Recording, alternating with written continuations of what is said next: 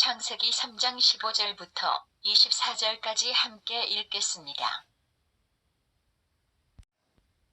내가 너로 여자와 원수가 되게 하고 내 후손도 여자의 후손과 원수가 되게 하리니 여자의 후손은 내 머리를 상하게 할 것이요 너는 그의 발꿈치를 상하게 할 것이니라 하시고 또 여자에게 이르시되 내가 내게 임신하는 고통을 크게 더하리니 내가 수고하고 자식을 낳을 것이며 너는 남편을 원하고 남편은 너를 다스릴 것이니라 하시고 아담에게 이르시되 내가 내 아내의 말을 듣고 내가 내게 먹지 말라 한 나무의 열매를 먹었은즉 땅은 너로 말미암아 저주를 받고 너는 내 평생에 수고하여야 그 소산을 먹으리라.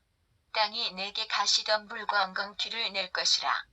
내가 먹을 것은 밭의 채소인즉 내가 흙으로 돌아갈 때까지 얼굴에 땀을 흘려야 먹을 것을 먹으리니 내가 그것에서 죄함을 입었음이라. 너는 흙이니 흙으로 돌아갈 것이니라 하시니라.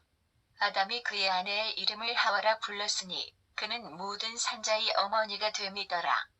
여호와 하나님이 아담과 그의 아내를 위하여 가죽옷을 지어 입히시니라. 여호와 하나님이 이르시되 보라 이 사람이 선악을 아는 일에 우리 중 하나 같이 되었으니 그가 그의 손을 들어 생명나무 열매도 따먹고 영생할까 하노라 하시고 여호와 하나님이 에덴 동산에서 그를 내보내어 그의 근원이 된 땅을 갈게 하시니라. 이같이 하나님이 그 사람을 쫓아내시고 에덴 동산 동쪽에 그룹들과 두루 도는 불칼을 두어 생명나무의 길을 지키게 하시니라. 오늘 창세기 3장 15절부터 24절까지 말씀을 통해서 하나님의 그 은혜, 그 구원을 우리에게 베풀어 주신 그 은혜의 부르심이 어떤 것이고 하나님의 구원을 통해서 그 은혜를 통해서 우리에게 요구하는 게 무엇인지 좀 같이 살펴보려고 합니다.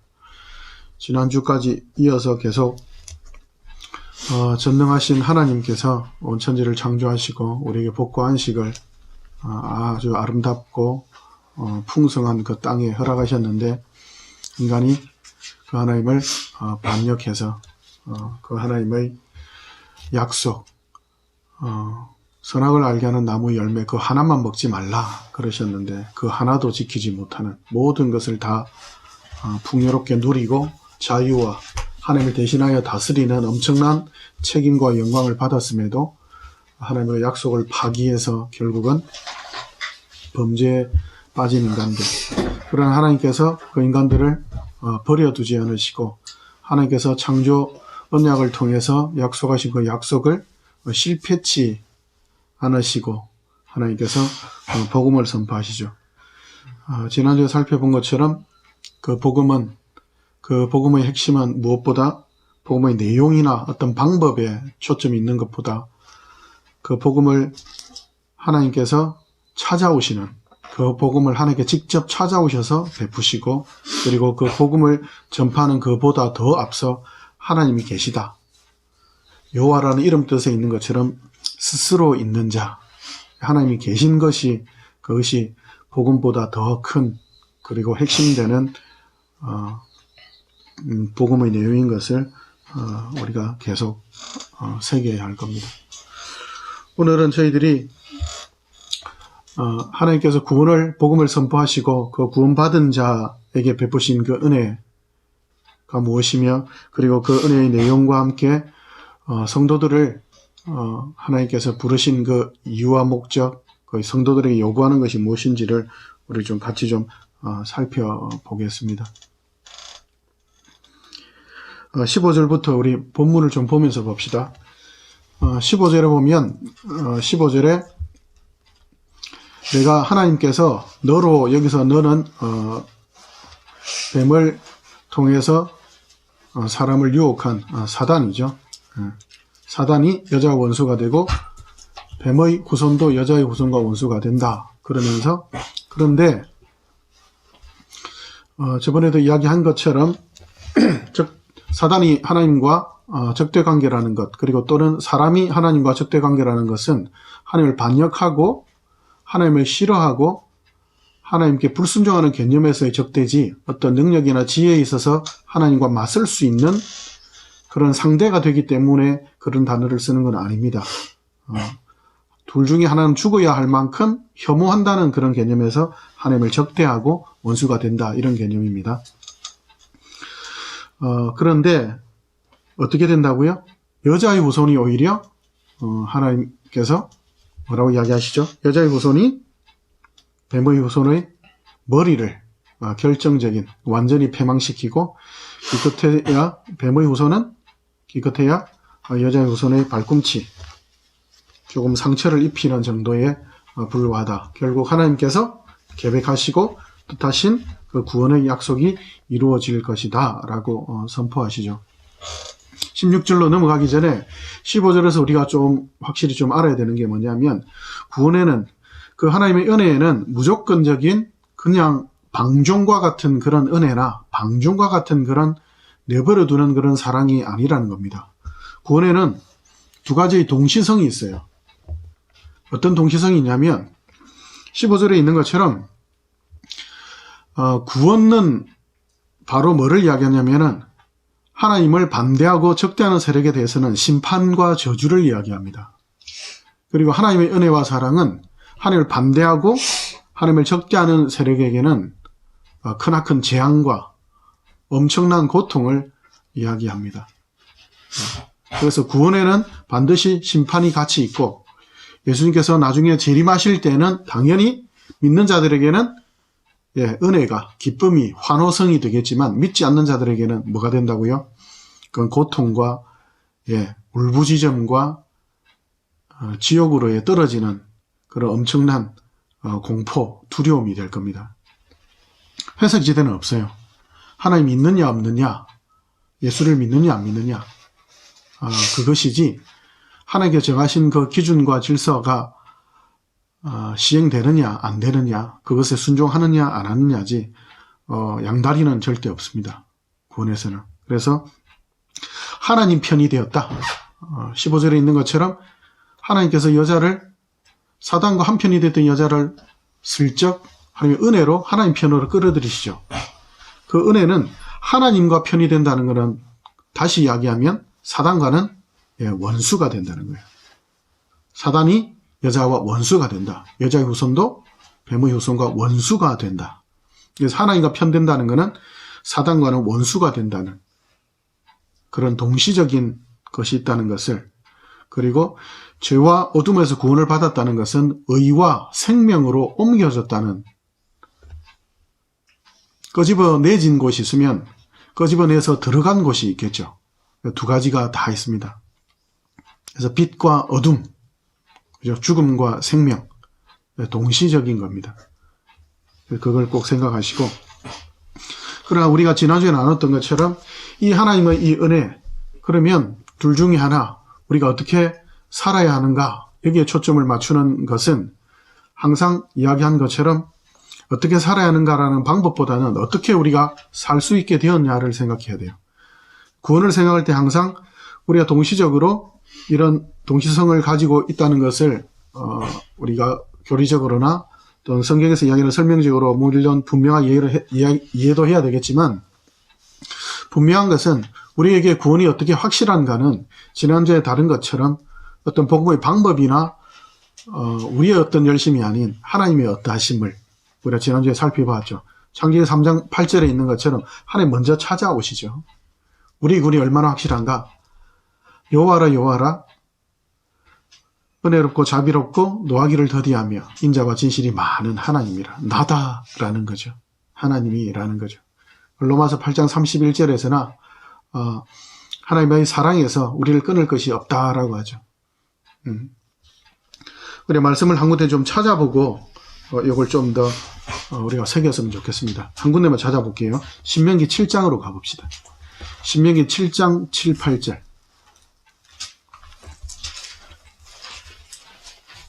신명기 7장 7, 8절. 이스라엘 백성을 믿지 않는 사람들도 알고 있는 단어로 선민, 선택받은 민족, 이런 표현들을 하죠.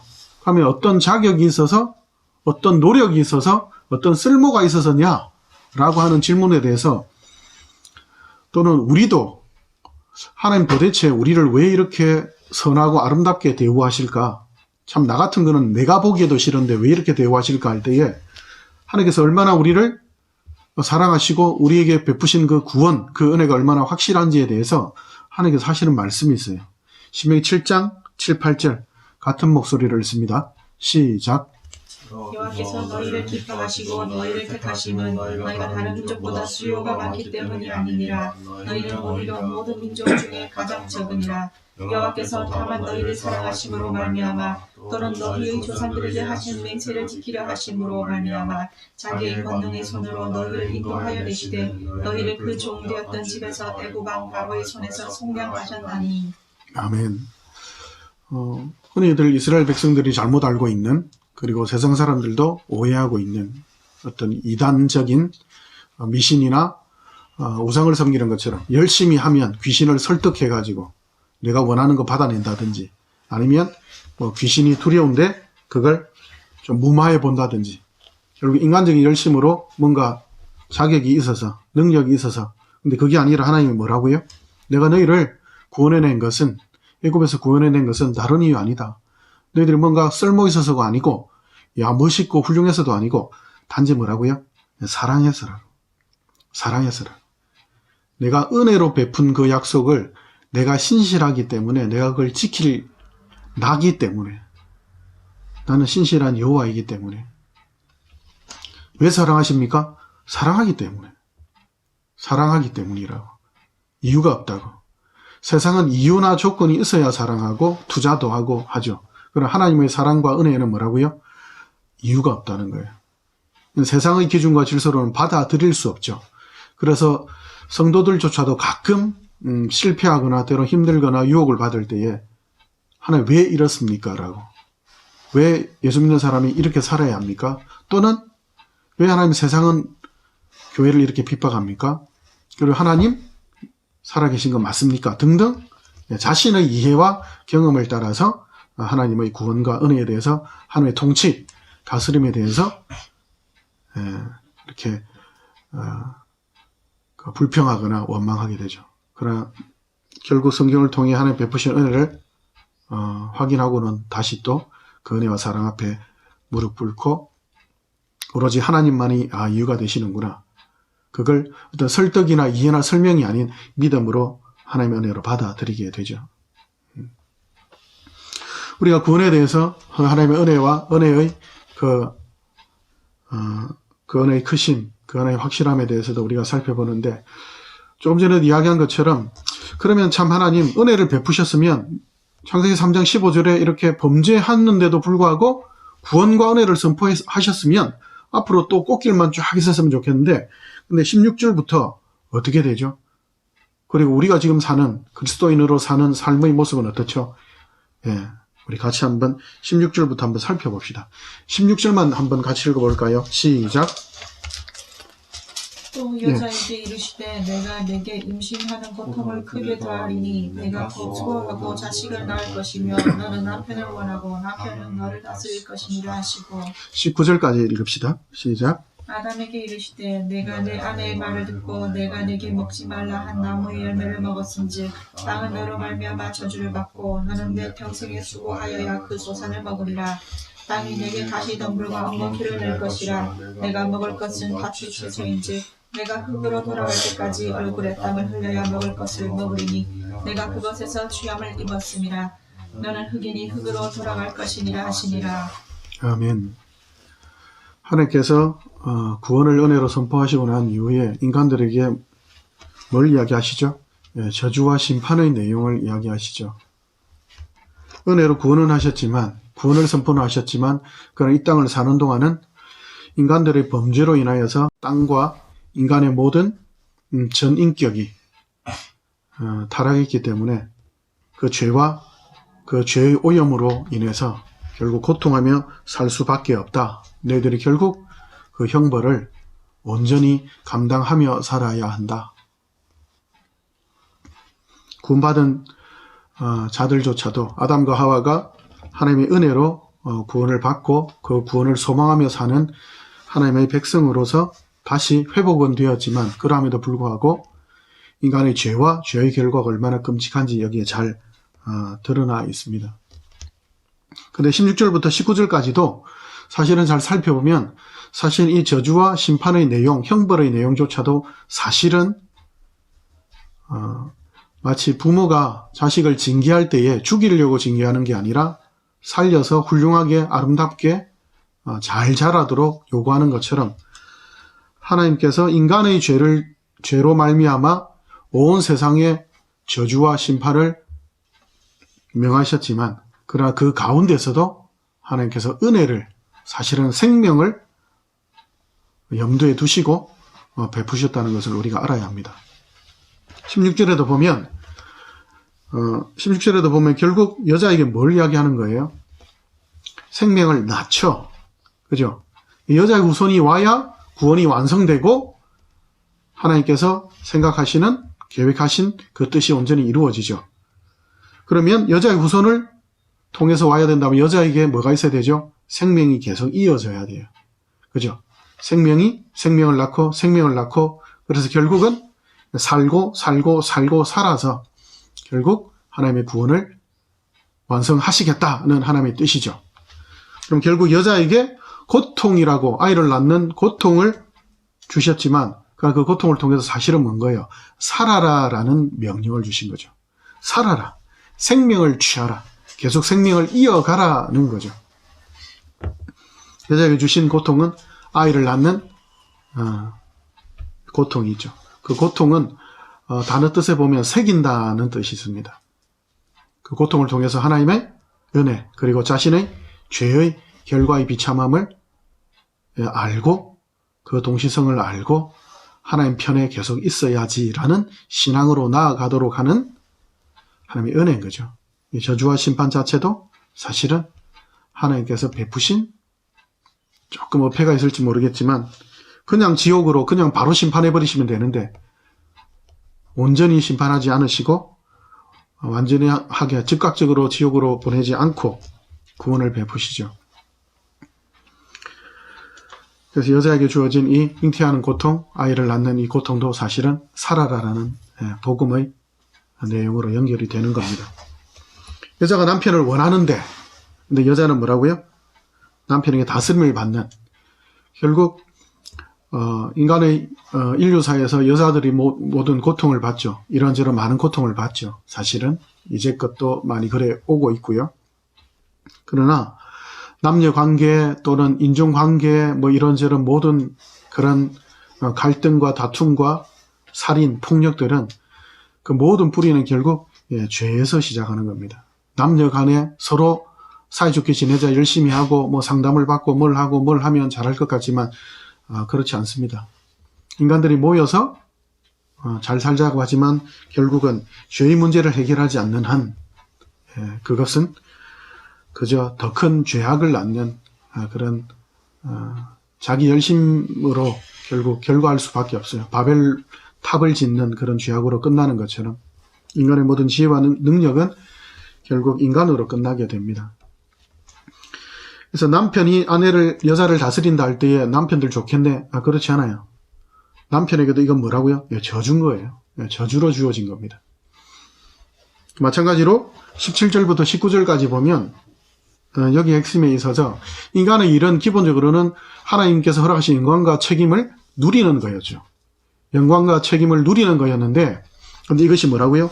땀 흘리고 고통하며 결국 일을 하지 않으면 먹고 살지 못하는, 살 수 없는 일이 고통이 되어버린 거죠.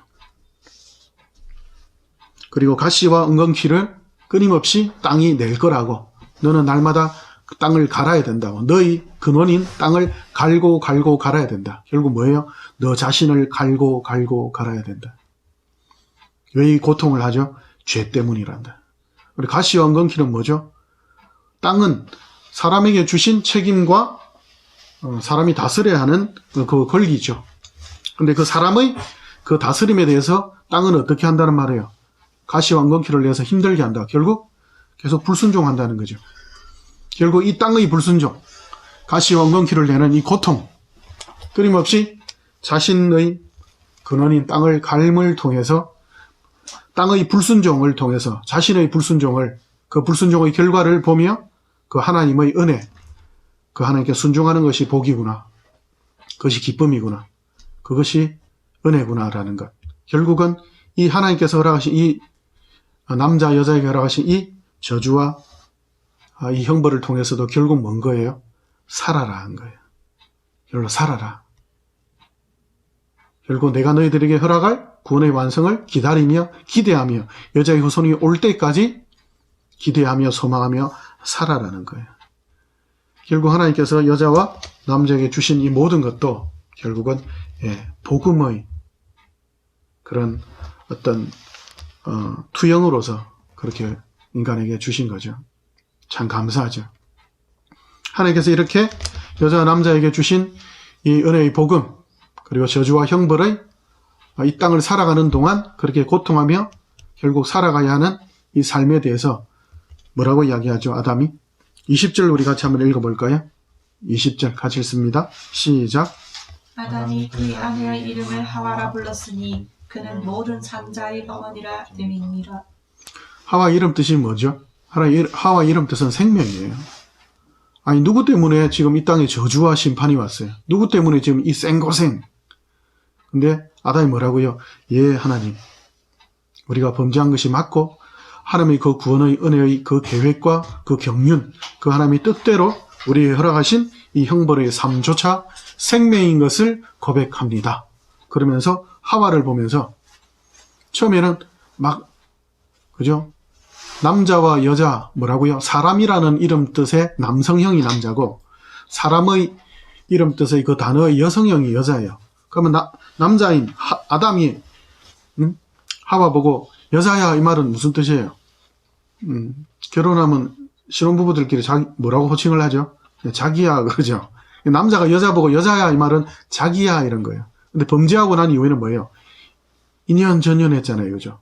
얘 때문이에요 이러면서 원망하고 저주하고 혐오하고. 근데 하나님의 그 구원의 은혜를 받고 하나님의 허락하신 이 땅에서 살아가는 방법을 받아들인 이후에 아담이 신앙 고백으로 뭐라고 이야기하죠?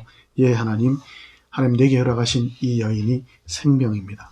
이 여인을 통해서 생명을 이어가실 거라는 것 제가 믿음으로, 도대체 이따위 여자를 통해서 그 일을 하시겠다고요? 그럼 원망이나 불신이 아닌 예 하나님 믿고 따라가겠습니다 하고 안타깝지만 불순종 이후에 순종을 신앙으로 고백하죠.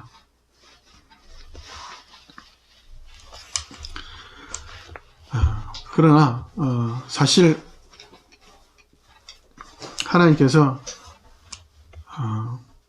인간에게 저주와 그런 형벌을 허락하셨지만, 그러나 창세기 3장 15절에서 우리가 확인한 것처럼 결국 하나님께서 우리에게 구원을, 그 은혜를 허락하신 것은 뭐라고요?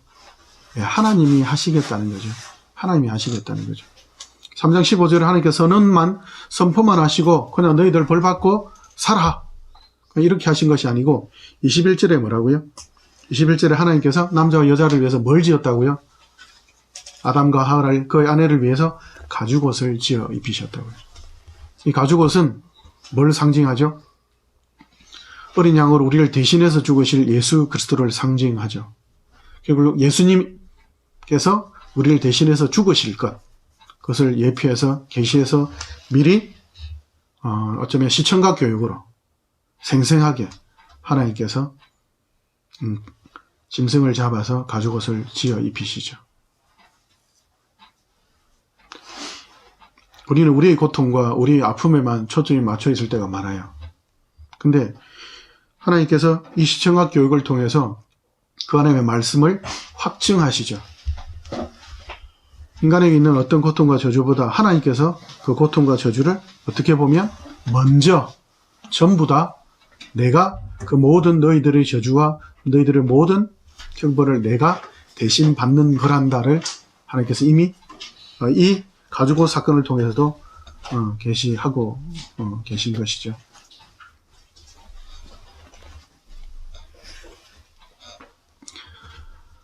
하나님께서 자신을 주기까지 사랑하시는 그것을 실제적으로 이렇게 시청각적으로 그리고 체험적으로 바로 보여주시죠.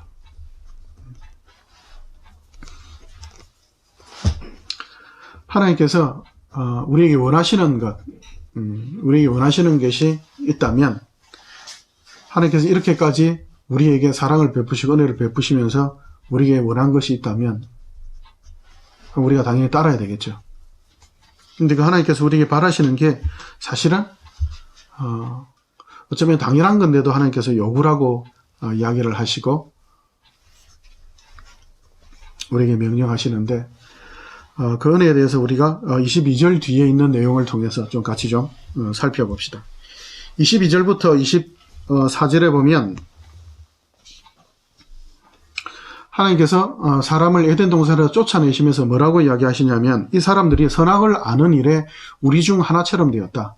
결국 성삼이 하나님처럼 선악을 알게 되었다 이 말이에요. 선악을 알게 되는 일에 하나님처럼 되었다? 이게 무슨 뜻이냐면 선악, 하나님이 있냐 아니냐가 선악이라 그랬죠. 하나님께 순종하느냐 안 하느냐, 하나님이 있느냐 없느냐. 로마서 1장 18절부터 32절에 이르기까지 하나님이 없고 하나님 거부하고 하나님께 버림받은 하나님께 독립을 선언한 그것 자체가 뭐라고요? 저주고 심판이고 벌이죠. 인간들은 모르죠. 그런데 인간들이 선악을 아는 일에 하나가 하나님 삼위일체 하나님과 같이 되었다. 그 표현은 선악을 하나님만 판단하실 수 있는데 자기가 이제는 판단하게 되었다는 거예요. 좀 적나라한 표현으로 쓰자면 지가 이제 생각도 하고 지가 이제 판단도 하는데 그 기준과 질서가 뭐라는 거예요? 지가 되었다는 거예요. 인간이 모든 판단과 지혜와 능력과 삶의 방향이나 목적에 있어서 인간이 기준과 질서가 되어버렸다는 거예요. 그게 뭐죠? 그게 저주죠. 근데 그런 인간이 기준과 질서가 되는 삶 가운데서 영생을 한다. 그럼 어떻게 되는 거예요? 그게 바로 뭐죠? 지옥이죠. 사람이 주인이 되어서 영원히 산다. 그게 지옥이죠. 하나님 그걸 내버려 두시지 않죠. 구원을 선포하신 하나님께서 어떻게 하시죠? 에덴에서 아무것이 부족함이 없고 풍요로웠던 에덴에서 쫓아내시죠. 왜요? 하나님이 없기 때문에. 그래서 하나님이 계신 광야로 고통하는 저주와 심판받은 이 땅 한가운데 구원자로 오실 그 예수님, 그 하나님께서 우리를 어떻게 해요? 아담과 하와를 에덴에서 쫓아내심을 통해서 오히려 아무것도 없고 무에서 유를 창조하신 것처럼 전적으로 타락한 아무런 소망과 희망도 없는 인간들을 구원하시겠다는 그 역사를 드러내시죠. 창세기 1장에서 확인했던 것처럼 무에서 유로 창조하신 것처럼 인간들을 에덴에서 완전히 쫓아내심으로, 그러나 이 쫓아내신 것도 사실은 뭐라고요? 하나님 없는 영생은 저주고 지옥이기 때문에 은혜로 쫓아내신 거죠. 하나님께서 요구하시는 게 뭐죠? 어린아이처럼 전적으로 네 판단이 아니라 선악을 아는 일에 네가 기준과 질서 삼지 말고 오직 나만을 기준과 질서로 삼으라. 그렇게 살아가라. 근데 인간들은 어떻습니까? 죄와 허물로 죽은 시체들은 그 일이 불가능하죠. 그래서 하나님께서 어떻게 해요? 하나님께서 은혜를 베푸시고 하나님께서 하나님만이 이 일을 할 수 있다는 걸 드러내시죠. 우리가 창세기에서 살펴보는 내용을 조금 신약에서도 좀 우리 좀 같이 살펴봅시다. 7장으로 마태복음 7장으로 한번 가봅시다. 마태복음 7장.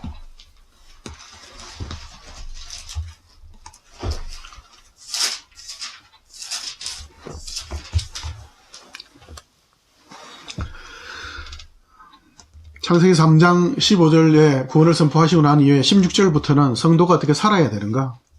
이 저주받고 심판받은 이 괴로운 고통 가운데 이 땅에서 어떻게 살아야 되는가?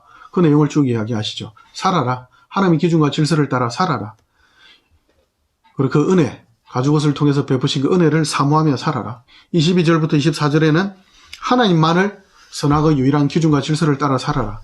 그러나 인간들은 죄 허물로 죽은 시체들. 어떻게 살 수 있죠? 우리가 계속 확인해 본 것처럼 7장 15절부터 18절까지 같이 읽습니다. 같이 읽습니다. 시작. 거짓 선지자들을 삼가라. 양의 옷을 입고 너희에게 나오나 속에는 요란하는 일이라. 그들의 열매로 그들을 알지니 가시나무에서 포도를 또는 엉겅퀴에서 무화과를 따겠느냐. 이와 같이 좋은 나무마다 아름다운 열매를 맺고 못된 나무가 나쁜 열매를 맺나니 좋은 나무가 나쁜 열매를 맺을 수 없고 못된 나무가 아름다운 열매들을 맺을 수 없느니라. 아멘. 보세요. 열매로 그 나무가 어떤 나무인지 알죠? 포도나무니까 당연히 포도를 맺을 거고, 그죠? 무화과 나무는 당연히 무화과를 맺을 거고.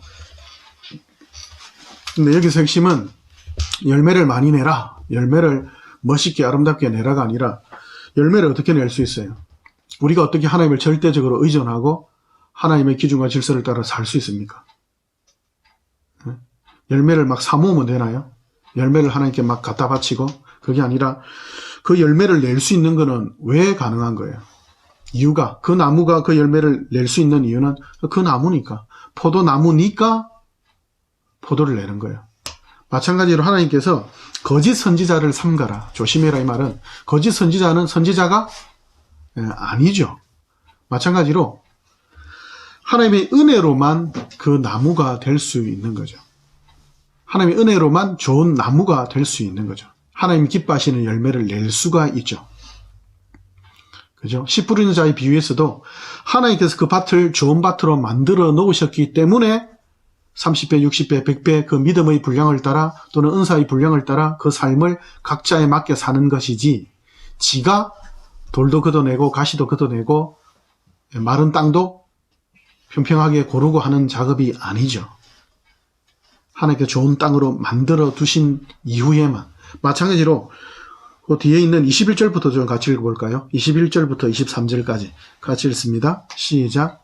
나더러 주여 주여 하는 자마다 다 천국에 들어갈 것이 아니요 다만 하늘에 계신 내 아버지의 뜻대로 행하는 자라야 들어가리라.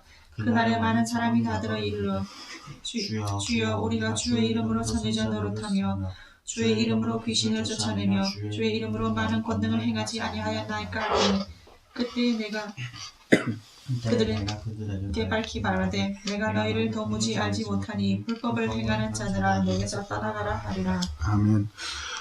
우리는 하나님을 믿고 믿는 사람으로서 어떻게 살아야 하는가, 하나님 우리에게 요구하시는 게 뭔가를 생각할 때에 우리는 자꾸 어떤 열심 또는 어떤 열매 또는 어떤 일, 선지자 노릇도 하고 병도 고치고 뭐 헌금도 하고 등등 어떤 이것저것 어떤 위대한 일에 우리의 마음, 성도의 삶의 목표를 둘 때가 많이 있습니다. 근데 기본적으로 여기서 뭐라고요? 열매는 누가 맺는다고요? 그 나무가 맺는 거예요. 하나님께서 그 나무를 만들어 내실 수 있는 거예요. 열매가 나무를 만드는 게 아니죠. 나무가 열매를 만들죠. 근데 그 나무를 어떻게 해요? 하나님이 만드시죠.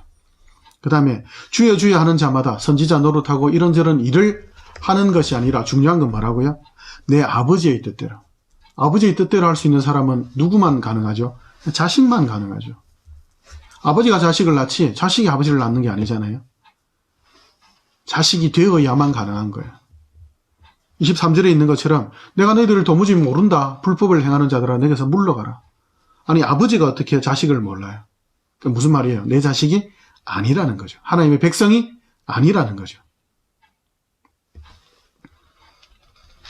우리가 하나님의 구원을, 우리가 그 하나님의 은혜를 받고 살아가는 삶의 방법이나 어떤 기준과 질서를 정하기 전에 그걸 선택하여서 순종으로 열심히 따라가기 전에 무엇보다는 하나님의 선택이 먼저, 그 하나님의 은혜가 먼저 있어야만, 나무가 되어야만 열매를 맺고 하나님의 자녀가 되어야만 효도를 할 수 있는 겁니다. 그래서 그 하나님의 은혜와 그 하나님의 그 사랑하심에 우리가 다른 것이 아니라 하나님께서 하셨구나. 하나님께서 하셨구나. 우리가 지난번에 확인해 본 것처럼 하나님 먼저 찾아오시고 여호와 하나님이 하나님이시지.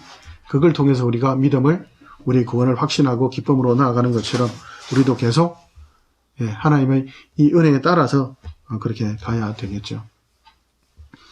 하나님께서 구원받은 자들에게 요구하시는 것 다른 거 없어요. 지난번에도 우리가 살펴본 것처럼 하나님께서 우리에게 요구하시는 것은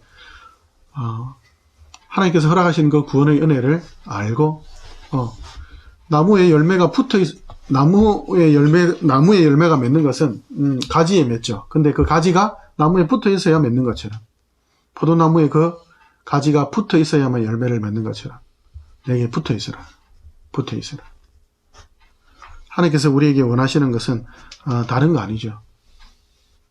왜 붙어 있으라고 명령하시죠? 붙어 있어야만 사니까.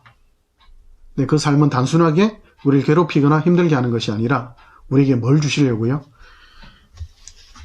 지난주에 살펴본 말씀 한 군데만 또 같이 좀 살펴봅시다. 로마서 5장으로 가봅시다.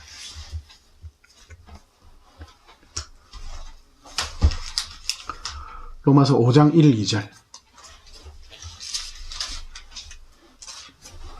로마서 5장 1, 2절 같이 읽습니다. 시작. 그러므로 우리가 믿음으로 이룬다 하심을 말씀을 받았으니 얻었으니 우리 주 예수 그리스도로 말미암아 하나님과 화평을 누리자. 또한 그로 말미암아 우리가 믿음으로써 있는 이 은혜에 들어감을 얻었으니 하나님의 영광을 바라고 즐거워하느니라. 아멘. 예수 그리스도, 그 하나님을 통해서 우리에게 허락하신 그 구원, 그 은혜, 그 요구는 하나님께 붙어있는 하나님의 기준과 질서를 따라 살아가는 건데, 그렇게 해야 뭐가 되니까요? 하나님의 화평을 누리는, 그리고 그 하나님의 화평을 누리는 그 삶을 통해서 우리가 하나님의 영광을 바라보고 소망하며, 그리고 즐겁게 이 땅에서 아무리 고통스럽고 소망이 없고 세상이 전혀 인정해주지 않는 이 한가운데 살더라도 그래도 살아라는 그 하나님의 그 명령, 그 은혜를 우리가 누릴 수 있기 때문에, 다른 게 아니라 하나님께서 명령하신 것은 우리가 오늘 본문을 통해서 본 것처럼 저주 가운데서도 하나님의 은혜가 있죠. 살아라는, 마찬가지로 성도에게 주신 은혜, 그건 더할 나위가 없죠. 하나님을 알 수도 하나님을 볼 수도 없는 세상 가운데, 그러나 우리는 하나님을 알 수도 있고 볼 수도 있고 무엇보다 그 하나님의 소망을 누리며 저렇게 갈 수 있죠. 하나님께서 부르신, 우리에게 허락하신 그 은혜, 그리고 그 요구, 그것이 우리에게 큰 영광과 우리의 기쁨인 줄 알고 날마다 성경을 통해서 또는 삶을 통해서 우리가 기도하며 하나님의 살아계심을 그렇게 경험하고 실제로 삶을 통해서 그 하나님을 세상에 드러내는 그런 삶을 통해서 고통스럽지만, 그러나 그 고통 가운데 마침내 뭐라고요? 우리 3절 4절도 같이 한번 읽어볼까요? 5장 3절 4절 같이 읽습니다. 시작. 다만 이뿐 아니라 우리가 환난 중에도 즐거워하나니 이는 환난은 인내를, 인내는 연단을, 연단은 소망을 이루는 줄 알미로다. 소망이 우리를 부끄럽게 하지 아니함은 우리에게 주신 성령으로 말미암아 하나님의 사랑이 우리 마음에 부음바 됨이니. 예. 우리 환난 중에도 기뻐할 수 있는 이유는 우리 소망이 부끄럽지 않죠.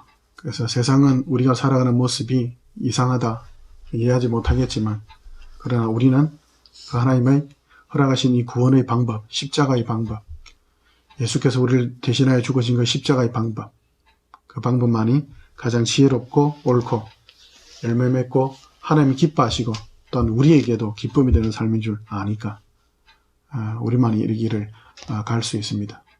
다른 것 보지 마시고 고통에, 그리고 힘든 것, 내 조건, 환경에 빠져들지 말고 하나님의 그 은혜에, 그 사랑에 우리를 날마다 맡기면서 그렇게 우리 같이 이 길을, 유일한 이 길을, 생명의 길을 같이 계속 잘 걸어갑시다. 기도합시다.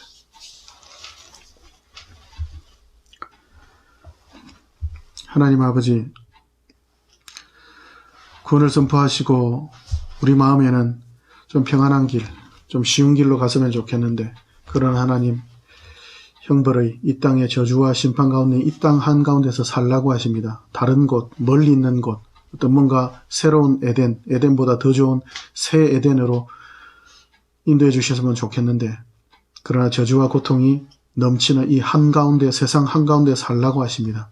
하나님께서 우리에게 생명을 허락하셨고 소망을 주셨고 가죽옷을 입혀 예수 그리스도의 사람으로, 우리 주 예수 그리스도로 덧입게 하심으로 살게 하셨사오니, 하나님만을 절대 의존하며 하나님만의 기준과 질서를 따라서 오늘 하루도 이후 시간도 충성하며 즐겁게 의의 나무이신 예수님께 꼭 붙어서 그렇게 우리 주 안에서 우리 하나님과 늘 화목고 화평을 누리며 즐겁게 이 길 걷게 하여 주시옵소서. 그 영광, 그 책임 힘있게 십자가로 순종으로 날마다 누리며 자라가게 하옵소서.